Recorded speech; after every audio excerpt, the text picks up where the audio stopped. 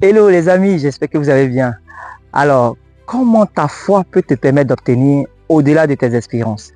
Alors, j'étais avec des amis, nous échangeons sur tout et rien. Et une de nos amies qui est aujourd'hui propriétaire de plusieurs appartements de tout son secteur et elle est en collaboration avec les agents immobiliers de son secteur.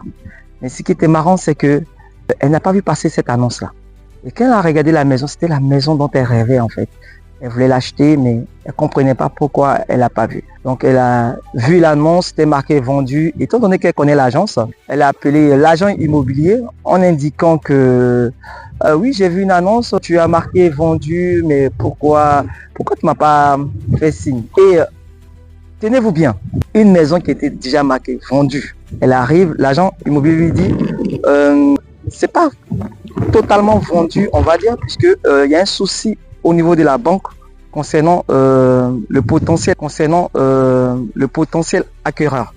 Donc qu'est-ce qu'il a dit? Il dit tu patientes jusqu'à la fin de la semaine, jusqu'au vendredi, et si la banque de ce dernier ne valide pas, je reviendrai vers toi. Et cette fois qu'elle a permis à ce qu'elle tienne bon. Qu'est-ce qui s'est passé? L'agent immobilier la rappelle le vendredi pour lui dire prépare tes documents parce que l'autre banque n'a pas validé pour le client qui devait prendre.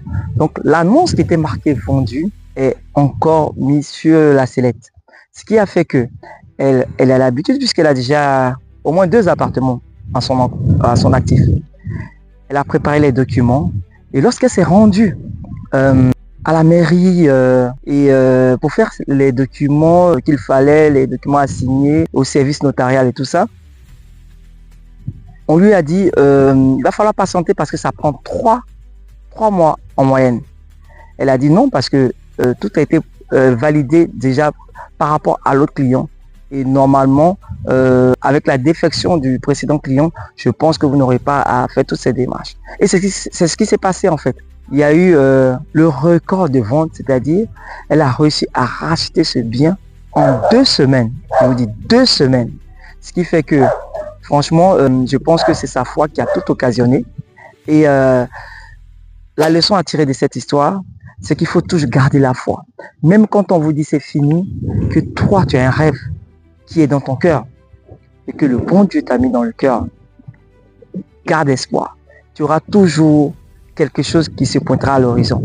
Allez, courage à toi et bon courage à tout le monde. Et partagez cette vidéo, effectivement.